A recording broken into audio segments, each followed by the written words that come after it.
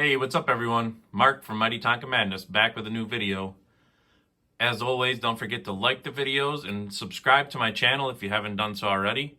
I can't thank everybody enough for how much my channel has blown up recently. It's just so awesome. I appreciate all the feedback and the comments and the likes and every other thing, all the subscribes. I can't thank everybody enough. I'm going to keep doing more and more and more. I just really love it, and it seems like other people are getting some joy out of it too. So that's awesome, and thank you for keeping me motivated and keeping this channel going. So let's get right into this next video. So I've done a video before about my backhoe collection, but I wanted to do an update because I got a new one that I've been after for a while. That's one of my top favorite Tonkas of all time. So if you didn't hear me say this before, I know I have in other videos, but I own a small construction company. I do building, excavation work, all kinds of anything to do with construction, and an excavator has always been my number one favorite machine.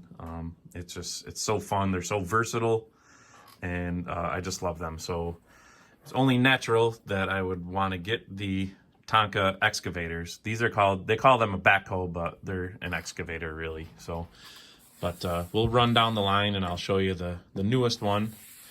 So, but first we'll start with this one. This was the first kind of this style backhoe. They had another backhoe earlier in the Tonka timeline. It was on the back of a pickup truck. It was okay. It's not one of the things that I like the most. I don't have one. I don't really go for the kind of early 60s and older stuff. Number one, because they can be outrageously expensive, and I'm just not crazy about a lot of them. So the mid 60s when the Mighties came out are about as early as I go so far. And of course all the Mighties and the 70s are really kind of my favorite era of Tonkas. So, but anyways, so this is this style backhoe, 6-wheel backhoe. It was introduced in 1970 and it was made till 1973. Now this one is a 70 or 71 version. There was no differences, but how you could tell that is the writing on the tires is black. So when it came out in 1970, it had these black tires, and then in 72, they started to paint the letters. They were dipped or however they did it, so that the letters on the tires had white letters. So, and also as we know, Tonka USA Oval means 1970 through 73. This one was actually made through all of those years, and like I said, this one is a 70 to 72. They all kind of work the same. As you can see, this one doesn't have a rubber piece on it like this handle does. They didn't come with one. They only put the rubber piece on this one for whatever reason. Of course, later they did start to put them on all of them. Not this backhoe, but when I show you the next one, you'll see. But they work like this. You obviously hold the handle. I'm doing this one-handed here, so, and you just push that lever forward and it scoops, and as you push it out, the bucket kind of makes a dumping motion, and as you pull the lever back, it also curls the bucket in to dig. So pretty cool toy. I have seen these now in the catalog. They do not show them with white wall tires. These tires came in white walls until 71 was the last year. I have seen a backhoe with the white walls. It may have been Canadian. Sometimes the Canadian stuff later on, they tend to have features that were discontinued in the US, so they kind of ship the extra parts to the Canadian plant and they put them on. So you'll sometimes see a 2-year gap. So like I said, 71, the white wall tires ended, but you can see some white walls on 72s or even 73s. I've seen that right along where there was a 2-year gap between catalog features. So, but like I said, I have seen white walls. The US catalog shows no white walls on the backhoe, but I have seen them before. So that's a 70 or 71. wheel him back. And then this one, this is the one I was talking about. This is one of my newest ones, and this is one of my probably top 5 favorites of all my Tonkas. This is so cool. I mean, this is the true crawler excavator. It's got the tracks on it. As you can see, the tracks roll so smoothly. I actually just polished it up before this video. It came really dusty. I got a fantastic price on it.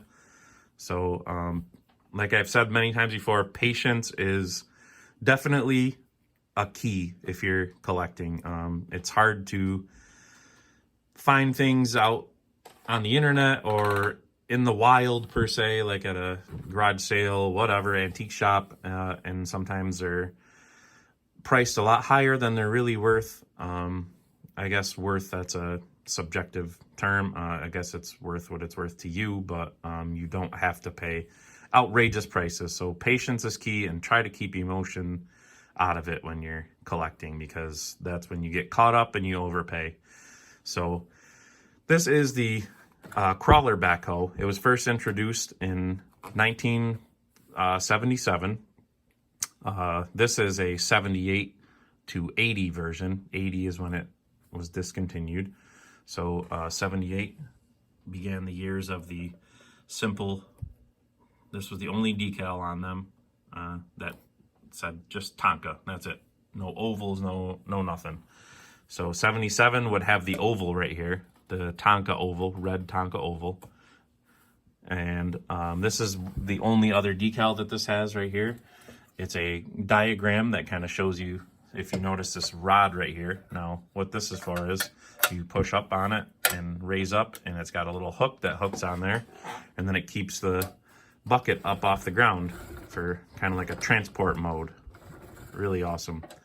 So this decal is something that's always missing, because it's not really laminated. It's just kind of thicker paper. As you can see, it's slightly frayed on the edges, but still very much intact, and actually 100% intact on this one. And I'm very thankful to finally track one of these down. And I paid, in my opinion, about half of what it's worth. So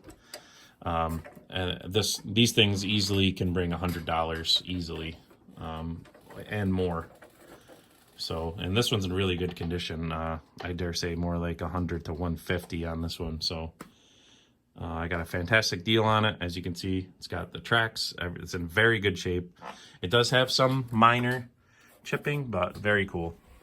So again, that is the crawler backhoe, introduced in 77, ended in 80, and with these decals, they are 78 to 80.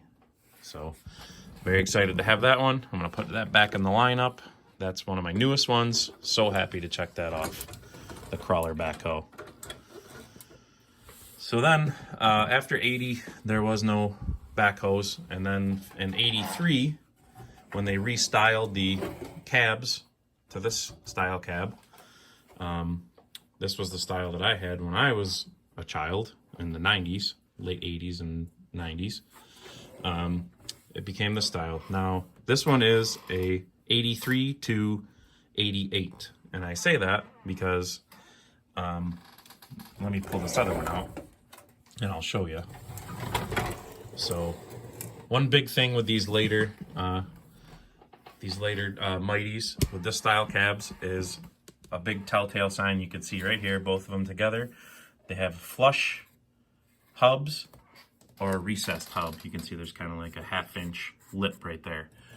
So the flush hubs were made until 1988. In 1989, that was the first year for these recessed hubs. Now they did that to save material and costs in manufacturing. There's less plastic with the recessed as opposed to the flush ones. So, but other than that, they're really kind of very similar, almost identical. So like I said, this is an 83 to 88. This one is 89 only. On the 83 to 88s, you'll see that this frame right here, this is metal. Now, when they came out with the 89s with the recessed hubs, they switched this base to plastic. That's plastic. This is still metal, but this is plastic. So, and this one is 89 only because in 1990, they came out with a different style cab on the backhoe. They all work the same.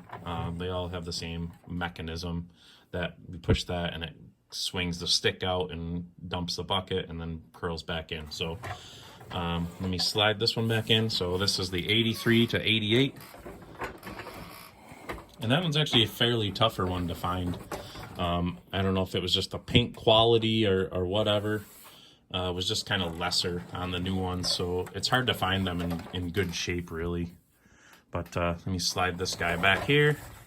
So this is the 89 only, and I say 89 was the only year because in 1990, they switched the style of the backhoe cab from that to this style. Now, this one is not a 90.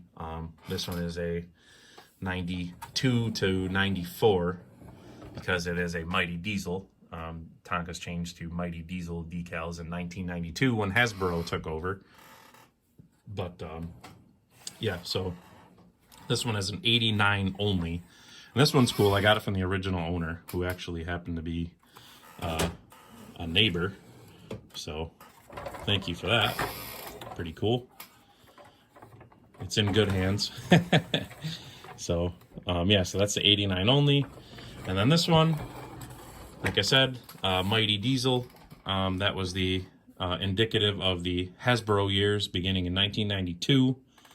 And then in 1994, they changed the cab glass to green on the cabs. So, and then in 1995, they had a different, they had a red, kind of red section with the word Tonka in it. So the 95s and 96s have that red logo in there. So this one is a 1992 to 1994. And this one is just absolutely mint. I mean, look at the bucket, look at the bottom of the bucket. It's just, it doesn't have a scratch on it. Look at that. It's just it's never been played with, really. And I'm so lucky to pick this thing up. And I think I got it for like, I don't know, $30, which is pretty crazy. So this thing's mint. So spin it around, look at the other side. Pretty cool. Awesome thing. And I think it looks so cool with the yellow base. It's plastic also, but super cool. I always wanted one of these. I just think they look awesome with the yellow. Zoom out on there. Looks awesome.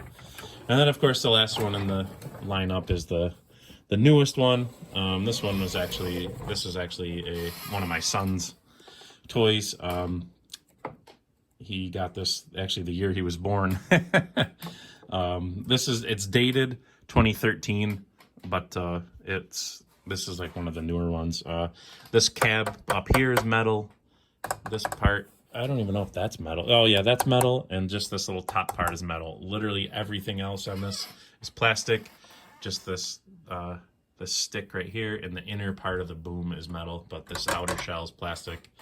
So, but that's where they ended up. So, and that's gonna do it for this video.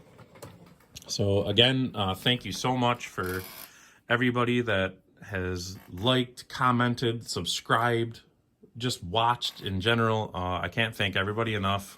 As of today, I was at, I don't know, 840 subscribers and like 120,000 total views on my channel. So thank you so much. I'm going to keep going and going.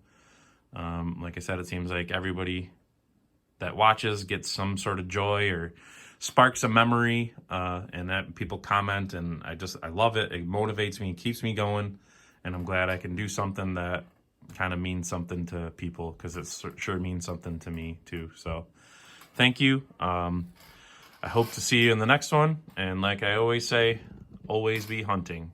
See you later.